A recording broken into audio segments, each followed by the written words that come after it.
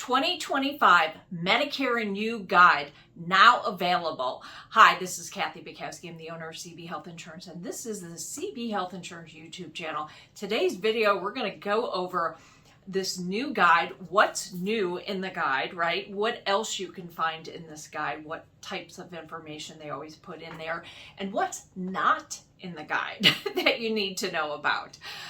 Let's first start off with what's new. So CMS, the Centers for Medicare and Medicaid Services, publishes a guide every year, and it's put out in September. So we're in September of 2024. They publish the guide for next year, for 2025. So next year, September of 2025, they'll publish the guide for 2026. In the very first page, now this is a big guide, it's 128 pages long. I have it up on my screen here. Page 2 always lists what's new for next year. And there's 5 things that are new. So let's talk about that. Number 1 is prescription drug coverage, right? Everybody knows about this. If you haven't heard, you probably have your head buried in the sand. But the new out-of-pocket max for every Medicare Part D and Part C drug coverage is $2,000. Now, this is a big deal because in 2024, it's currently $8,000. So it's going from 8 down to 2. So that's a good thing for most people. So that's the first one. Number 2 is mental health services. Now, this is for outpatient services, not surgeries. For those of you who watched my last video, I made a little boo-boo, but outpatient services, okay? So this can include now, you can see both a marriage and or family counselor. So in the past, you had to go see mental health providers. So licensed clinical social workers, I don't even think they use that term anymore, but now they have all these mental health specialists, LMHC, LCPC, LPC, LPCC. The list goes on and on, alphabet soup. But in addition to seeing a mental health counselor, you can now see marriage and family counselors. So that's a good thing. Number 3 new thing for 2025 is more resources for caregivers. What are we talking about?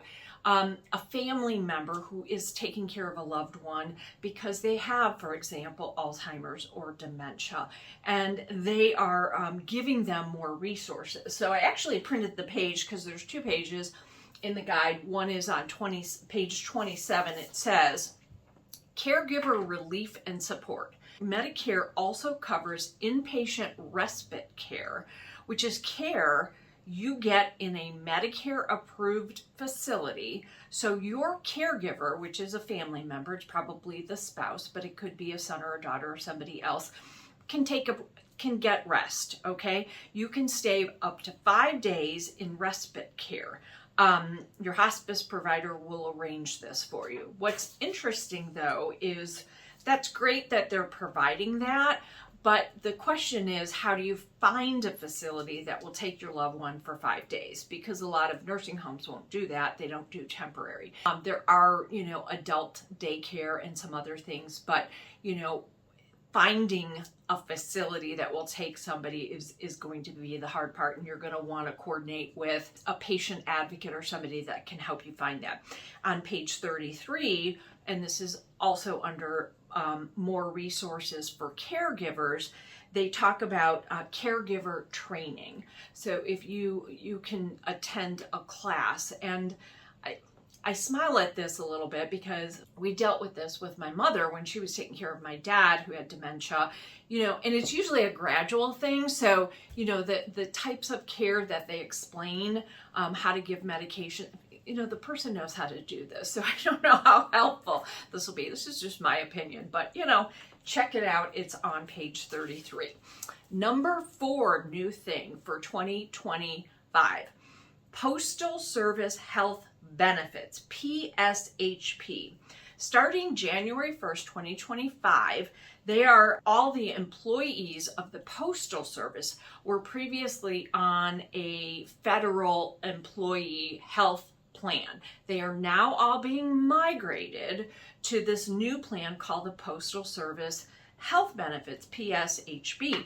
And what's going to happen is they have an option to elect the plan that they want to be in, or they're automatically migrated. Either way, everybody's getting migrated. So they're taking people off of the federal program and putting them on this new plan, right? Now, what's interesting about it is it's going to be integrated with Medicare.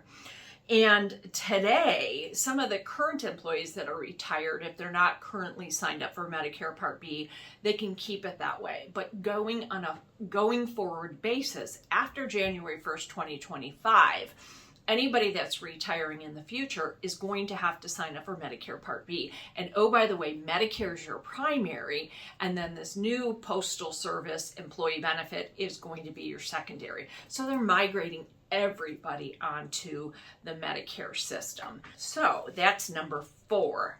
Number 5, and this is the last change that's listed in the 2025 guide, changes to telehealth. And I mentioned this a year ago, but I wasn't sure exactly what was happening. But bottom line is telehealth is going away for most people, which is truly unfortunate in my opinion. Again, that's my opinion, right? There's a lot of seniors that need this, and there's going to be a couple exceptions. The exceptions are if you're in a rural area and you cannot get to a PCP, a primary doctor, for regular visits, they're going to have some allowances for that. And the second thing is for mental health. So if you are seeing a counselor, you can do that telehealth visit on a virtual video call if you want. But they have some restrictions about that too, because we had my mom on this and she would visit my sister in Florida, and she's in Illinois, and whenever she was in Florida she couldn't do the telehealth visit. She had to physically be, even though it's virtual.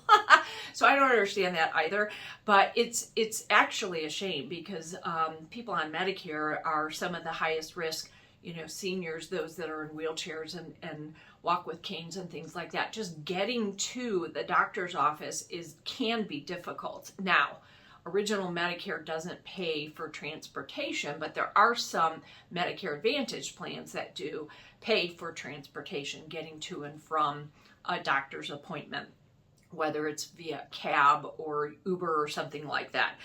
So what else is in the guide? We just went over the 5 things that are new for 2025. What else is in the guide? Now, every year they publish this guide and they go over parts A, B, C, D. I know most people don't read the guide because it's 128 pages, right? It's kind of a snoozer, but they also go over your 2 options. And I've talked about this over and over again. You either do original Medicare paired with a Part D drug card and a supplement, or you do Medicare Advantage, one or the other. And as of 2024, April of 2024, 51% of people are in Medicare Advantage.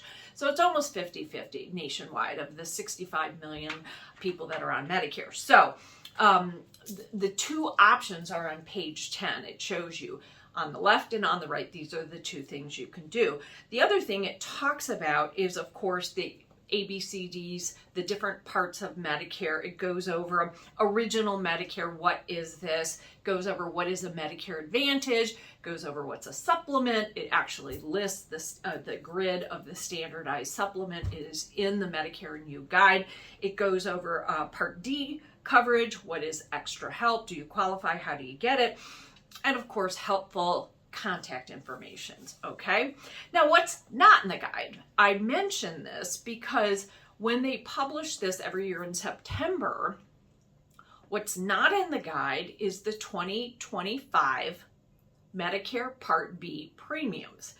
Also not in the guide is the 2025 Medicare Part A and Part B deductibles. Now, why is that? That's because the government doesn't calculate what the premiums and what the deductibles will be for next year. And oh, by the way, they always go up, right? There was one year it didn't go up, but most of the time it goes up.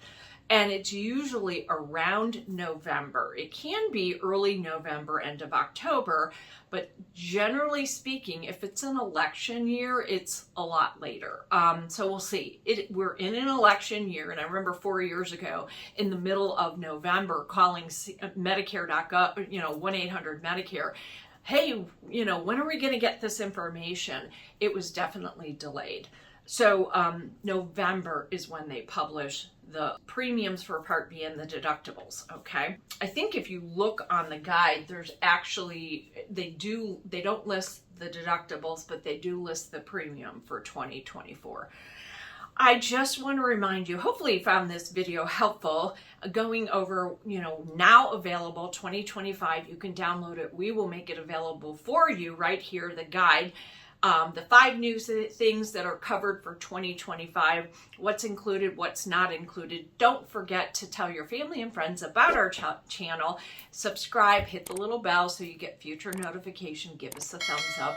And look for our video to come out in October on details of the Part D drug coverage for 2025. Big changes coming, and we're going to try to get into the nitty-gritty of it. Until next time, this is Kathy Bukowski, the owner of CB Health Insurance. Thanks for watching.